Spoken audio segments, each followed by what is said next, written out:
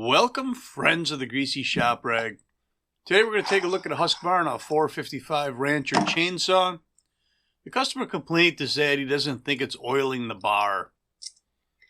That bar looks like it's been starving for a while. Not so great, huh? Let's take a closer look at it. We're going to pop the clutch cover off of here. Get those bar nuts out of the way. We see it's your average amount of dirty underneath here. First thing I want to look for is I want to look at the oil feed hole on the bar. And you can see right there that it's completely plugged up.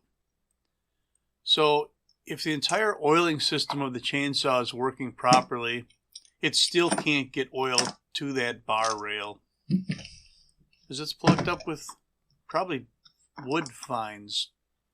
Dull blade, loose chain.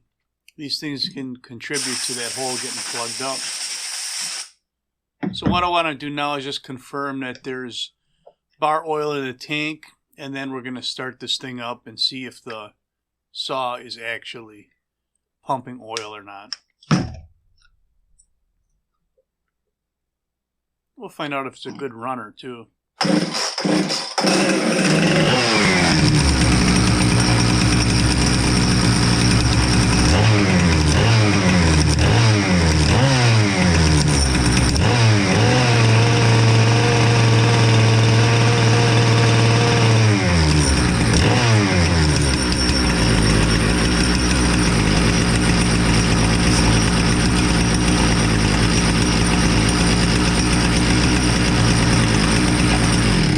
So it seems like it's pumping, but It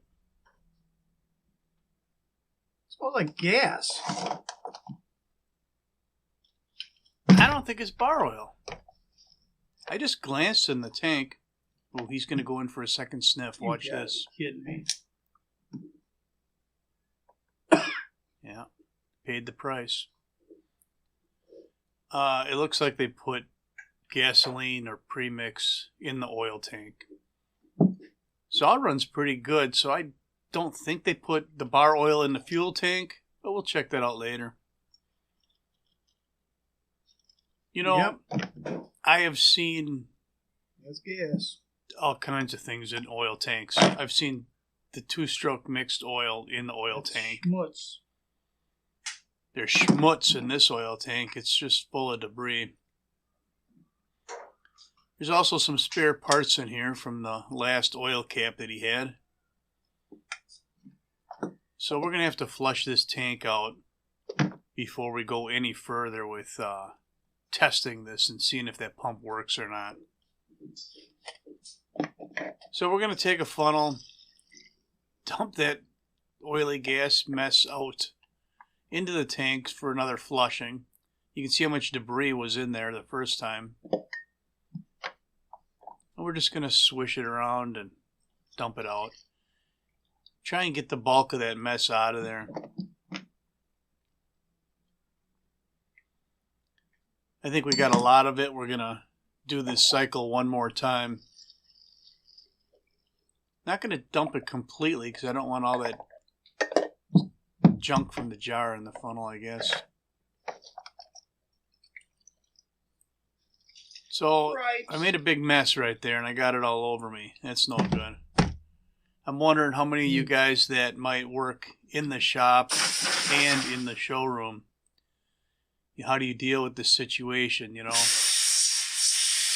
Now all of a sudden you get called up front to help some little old lady buy a battery-powered weed whacker or something, and you smell like a refinery.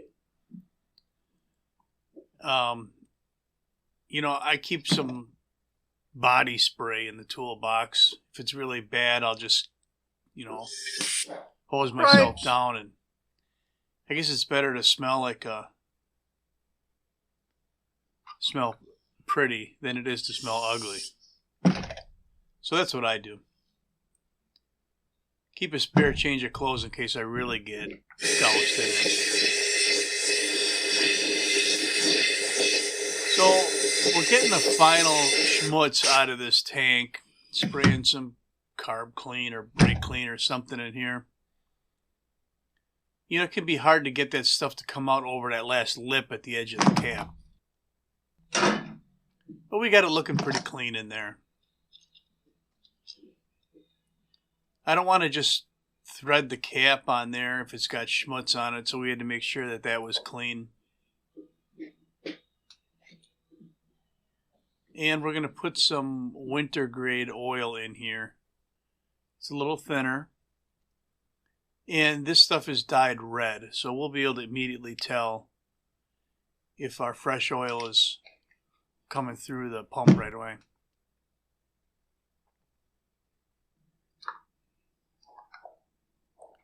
All right, it's looking good. Oily mess. A few videos back, I showed you how to clean a glass jar. Now I'm showing you how to wipe your hands.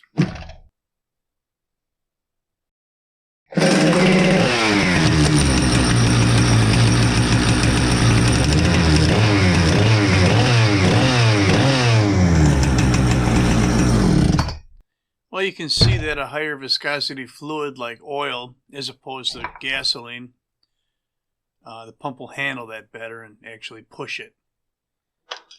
The inside of the tank, the fuel tank, looks good, so they didn't make the mistake. You know, they stopped short of dumping bar oil in there. So let's take a closer look at this bar.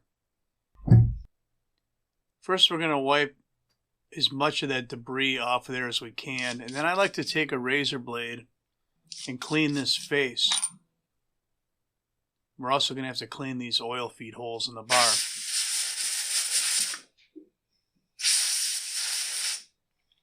Keeping that face clean is going to allow that clutch cover to seal to the side of the bar and the other side of the bar to seal to the side of the crankcase.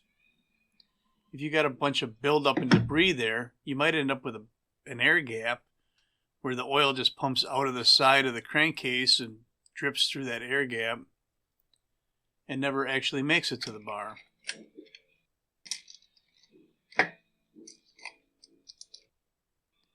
Now, should this bar have been replaced?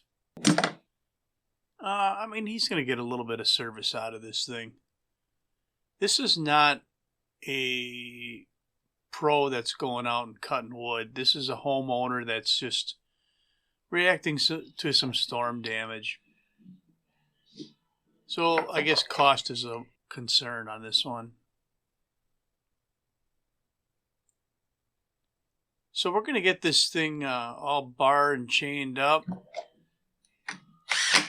And then we're going to fire it up. And if it oils decent, then that's all I'm going to have for you on the Husqvarna 455 chainsaw that wasn't oiling the bar.